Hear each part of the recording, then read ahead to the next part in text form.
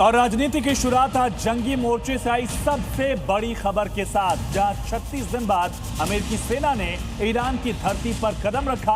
लेकिन ये अमेरिकी सेना जंग लड़ने की नहीं, बल्कि युद्ध में लापता अपने एक पायलट का पता लगाने के लिए ईरान की जमीन पर उतरी है। उधर ईरानी सेना ने इसी पायलट को जिंदा पकड़ने के लिए इनाम का ऐलान कर दिया है। लेकिन ये हालात कैसे बने, ईरान ने अमेरिका का सुपर फाइटर कैसे मार गिराया, इसकी पूरी डिटेल इस ग्राफिक्स के जरिए समझिए। दरअसल कुछ इस तरह से मिडिल ईस्ट के किसी भी अमेरिकी बेस से US fighter jet F-15E strike eagle ने उड़ान भरी थी। इरादा था ईरान के दक्षिण पश्चिम इलाके में तबाही मचाना, अपने स्ट्राइक्स को अंजाम देना, वहां के सैन्य टारगेट को स्ट्राइक डाउन करना था।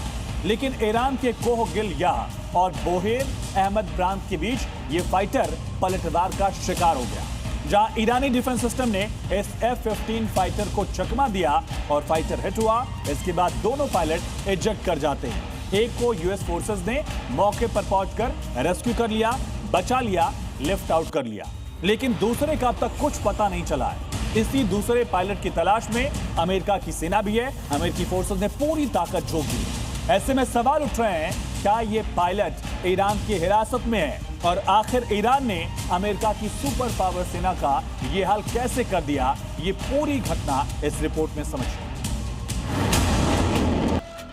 मजाक बन गया ट्रंप के जीत का दावा।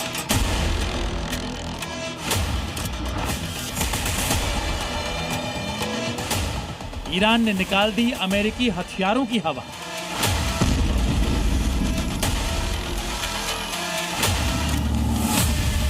छत्तीस दिन की जंग में अमेरिका के राष्ट्रपति डोनाल्ड ट्रंप 40 बार ऐलान कर चुके हैं कि अमेरिका जीत गया है, ईरान बर्बाद हो गया है। ट्रंप का दावा था ईरान के पास कुछ नहीं बचा, नेवी, आर्मी, एयरफोर्स सब खत्म। अब अमेरिकी फाइटर ईरान के आसमान में कहीं भी उड़ान भर सकते हैं।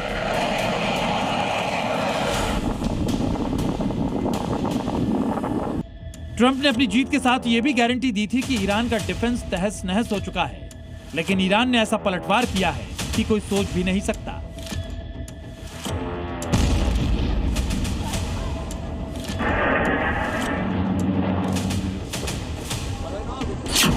पांच हफ्ते तक बमबारी झेलने के बावजूद युद्ध के मैदान में ईरान ने 24 घंटे के अंदर एक नहीं 2 ऐसे कारनामे किए हैं कि डोनाल्ड ट्रंप से जवाब देते नहीं बन रहा है। एक तरफ दक्षिण पश्चिम ईरान के कोह गिल-याह और बोहेर अहमद प्रांत के आसमान में ईरानी डिफेंस सिस्टम ने अमेरिका के advanced fighter jet F-15E strike eagle को उड़ा दिया, तो वहीं दूसरी ओर हॉर्मुज स्ट्रेट के पास A-10 थंडरबोल्ट 2 को मार गिराया। F-15E अमेरिका का एक मल्टी रोल सुपरसोनिक फाइटर है। एयर टू एयर और एयर टू ग्राउंड दोनों मिशन में बेहतरीन। आवाज की रफ्तार से 2.5 से 3 गुना की तेज उड़ान भर सकता है। 10,500 किलो तक भारी भरकम बम और मिसाइल से लैस होता है।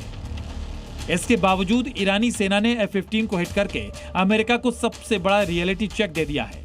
युद्ध में ईरान का प्रदर्शन देखकर पूरी दुनिया सोचने पर मजबूर है कि क्या ईरान ने अमेरिका की सुपर पावर वाली इमेज तोड़ दी? क्या डोनाल्ड ट्रंप ईरान की युद्ध नीति समझने में नाकाम है? क्योंकि अमेरिका का सिर्फ फाइटर प्लेन नहीं गिरा, बल्कि करीब 30 घंटे बीत जाने के बाद भी एक पायलट का कोई अता पता नहीं है। रिपोर्ट्स के मुताबिक कल दोपहर 12 से 2 बजे के बीच F-15E फाइटर प्लेन को ईरानी डिफेंस सिस्टम ने हिट किया। दोनों पायलट इजेक्ट हो गए। एक को मेडिकल सुपरविजन में रखा गया, जबकि दूसरे का पता लगाने के लिए अमेरिकी एयरफोर्स सर्च ऑपरेशन चला रही है। दावा है कि जंग में पहली बार अमेरिका की सेना ईरानी धरती पर उतर चुकी है और किसी भी तरह पायलट तक पहुंचने की कोशिश हो रही है। ईरान के जिस इलाके में फाइटर जेट को मार गिराया गया है वो पहाड़ी एरिया है। स्थानीय लोग भी पायलट की तलाश में जुटे हैं, लेकिन करीब 30 घंटे बाद भी पायलट की कोई जानकारी नहीं मिली।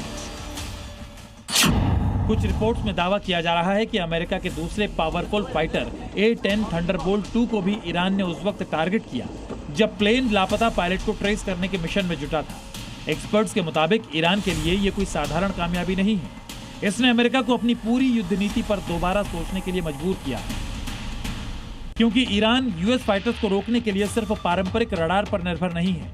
ईरानी सेना एडवांस्ड ऑप्टिकल और इंफ्रारेड सेंसर का इस्तेमाल कर रही है। लाइट और हीट को डिटेक्ट करके फाइटर्स को टारगेट किया जा रहा है और सबसे ज्यादा चौंकाने वाला खुलासा यह है कि इन फाइटर्स को तबाह करने में ईरान अपने स्वदेशी surface to air missile defence system Majid का भी इस्तेमाल कर रहा है।